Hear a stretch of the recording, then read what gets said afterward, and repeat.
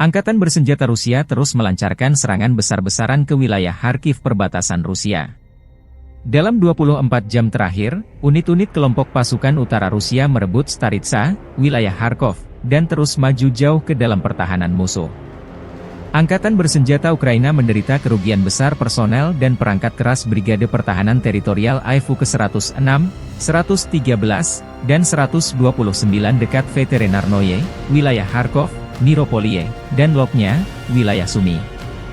4 serangan balik yang dilancarkan Detasemen Penyerangan Brigade Mekanik ke-42 Angkatan Bersenjata Ukraina, Brigade Infanteri Bermotor ke-57, Brigade Serangan Udara ke-82, dan Brigade Pertahanan Teritorial ke-125 berhasil dipukul mundur di dekat Lipsy, Tihoye, dan Volansk, wilayah Kharkov.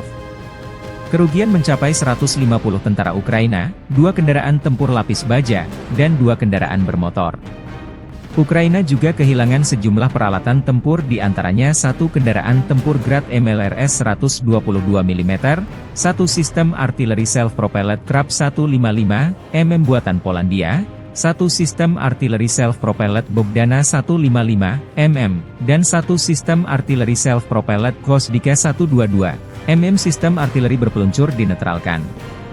1 depot amunisi lapangan AIFU hancur, demikian pernyataan resmi militer Rusia 19 Mei 2024.